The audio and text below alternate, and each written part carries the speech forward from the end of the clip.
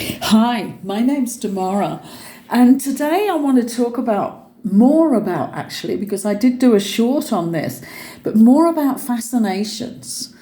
You know, it's a lovely word to say in your mouth, fascinations, but it is so much more important than what you may know. Fascinations are so unique to every one of us. You know, when you talk to your friends, you may be absolutely fascinated by one country and they're fascinated by a completely different culture in another country.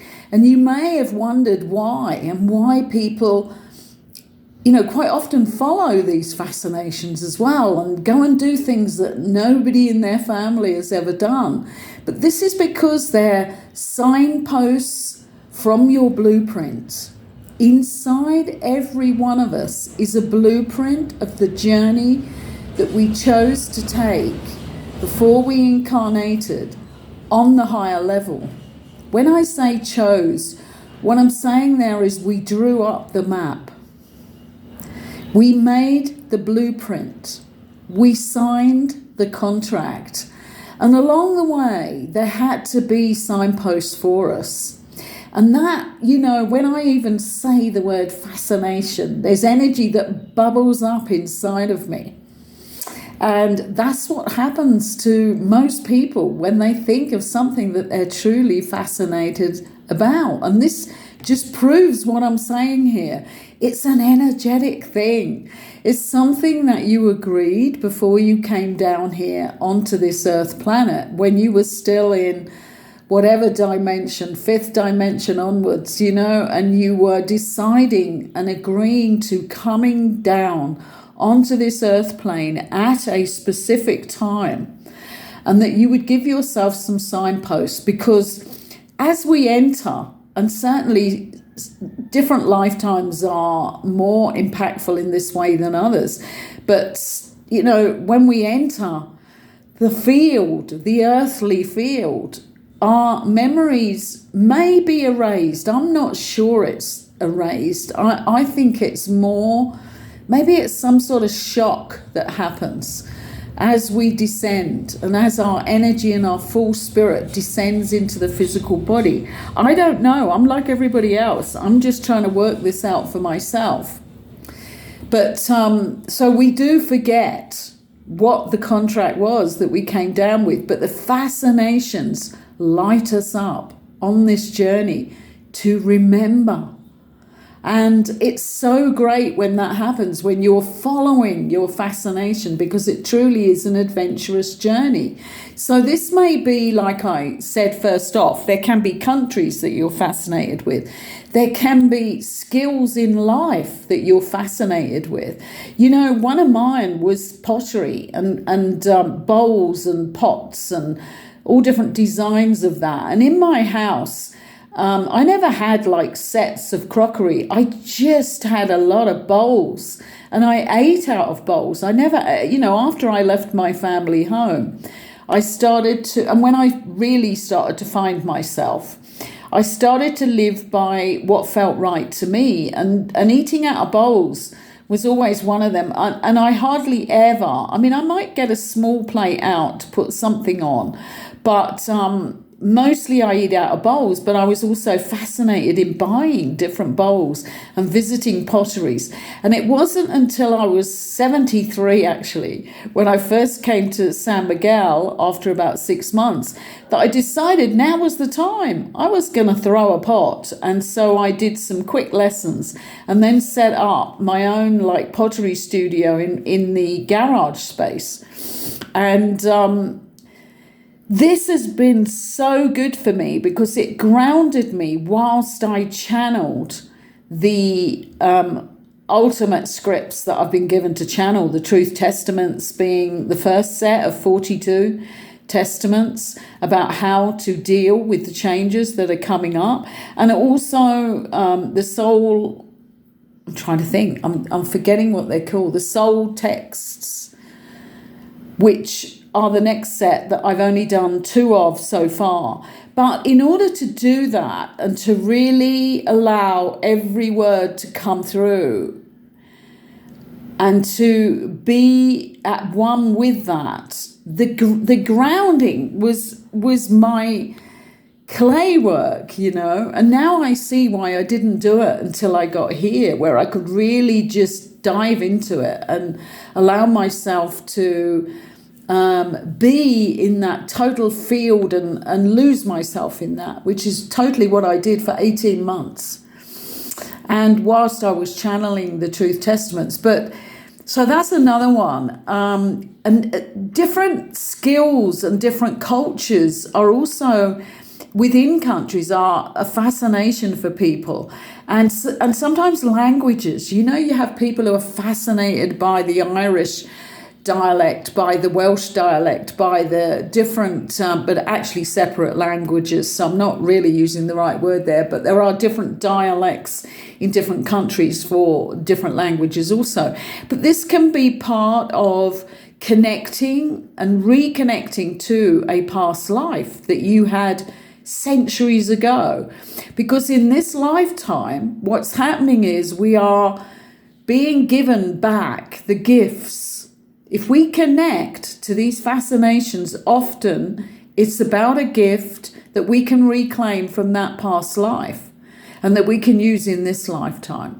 Because in this lifetime, as we go towards our final missions here of bringing in this new world, we indeed do need all the gifts that we have had in past lifetimes. So my fascination with Egypt certainly put something totally back into place. And I can't even totally describe that physically as to what happened. But when I got back to England, it was securely in place. And I felt a new sense of security within who I was and how I portrayed myself totally in who I really was in my 3D life.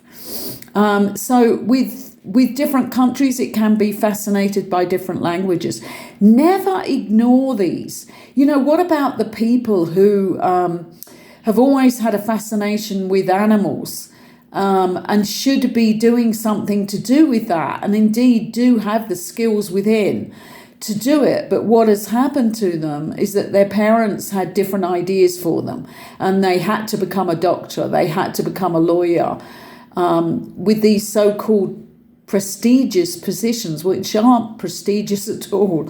Most doctors have no idea about good health, and most lawyers do not speak the truth. So they are batting the ball around in the court in order to get the verdict that they want, even when they know the person is totally guilty. So these are not prestigious positions at all. And what the person really wanted and was fascinated by was all exotic animals, say. And that really their part in the world was to help preserve these exotic animals in the right way, and that they were supposed to live their life in Africa, and yet they're living in London or New York, battling it out with lies in court. There are crazy things happening right now. I'm getting shivers down my spine on this one, because it's like, how many people are living out a fraud of who they really should be? There are people in corporate positions who have to take lots of drugs and medication in order to stay with that profile that they were pushed into through the expectations of either their wives, their family, or whatever at certain points in their life.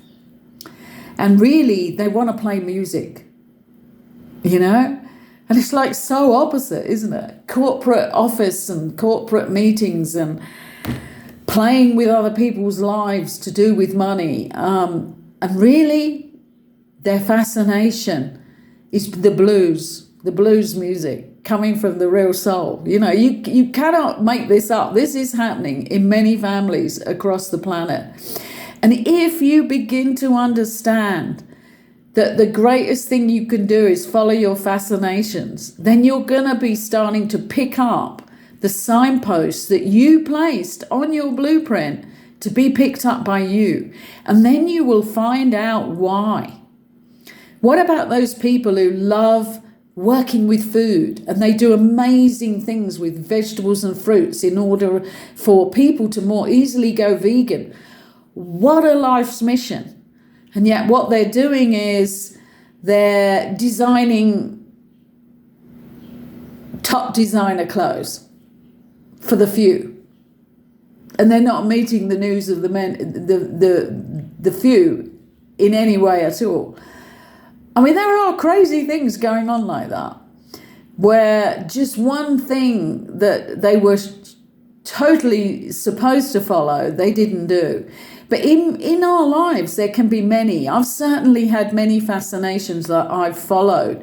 And one has been the law, actually, but not in the same way as lawyers. What I followed was understanding the freemans, the guys who had spent years looking into the legal system and finding out how it's set up so that we, the common people, the normal people, do not understand it. And I spent a lot of time going through that and then experimenting with that in court, actually, standing up for myself, not having a solicitor. And I did that 4 times on one particular case.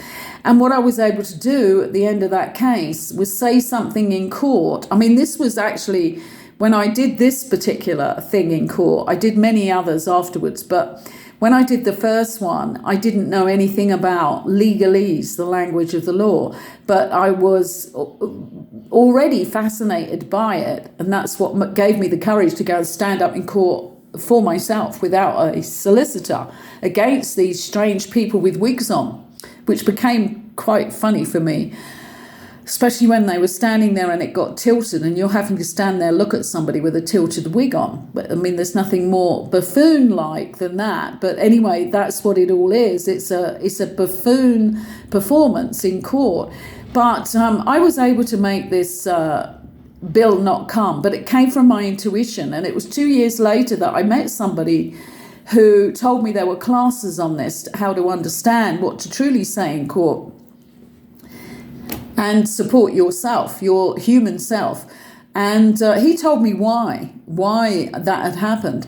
And yet I'd always been fascinated by how this could happen and how could lawyers, what was that to do with justice, where lawyers go in and actually when they totally know that somebody's guilty, they still go and defend them. And I know they need to have their say in court and it needs to be discussed, but to defend somebody that you know has told you already that they murdered somebody is just crazy. And to tell, stories that are convincing the jury because you are a mind and a wordsmith,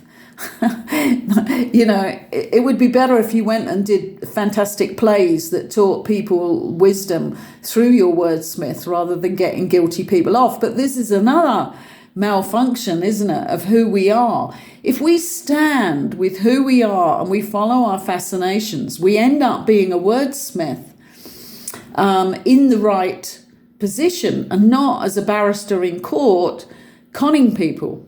So have a think about all of this. What are your fascinations? Maybe make a list.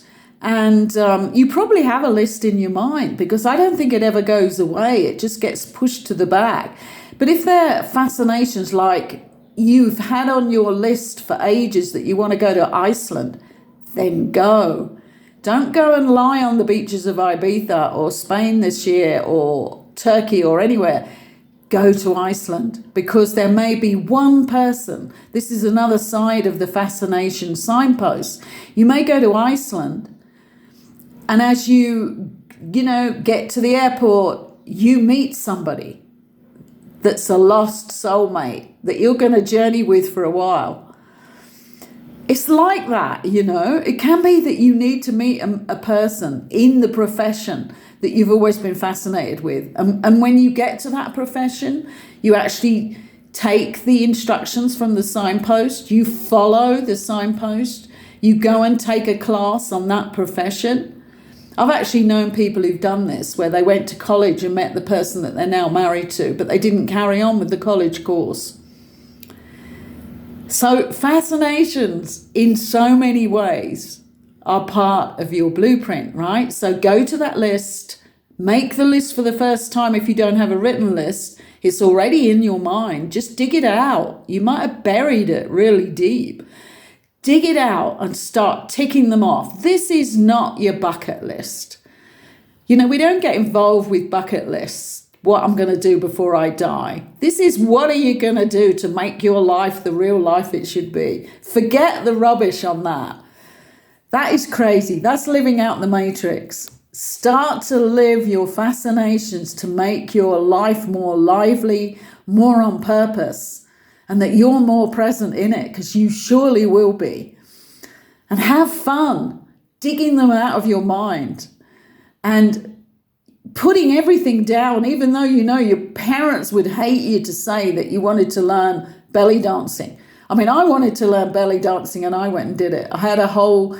I did it in the winter when there's not a lot going on, where I had to go out and do this course, and I absolutely loved it. And I met some amazing people, and I learned to move my body in that way, which I really needed to do. Lots of people my age have all these hip operations and knee operations and everything. I don't have anything like that. I don't have an ache or a bone an ache or a pain in any joint in my body. So maybe that's what the belly dancing did. And it kept all my energy centers open, you know. And it's like, if there's, you know, things that you think are taboo from other people, just ignore that. There's nothing that's taboo that would be a fascination for you. And it may be that you'll only do it quickly and it's over with, and you had to see, and you had to get a memory back from how bad that was in a past life, because that can also happen, where it's really, really on the dark side and you have to go and do it.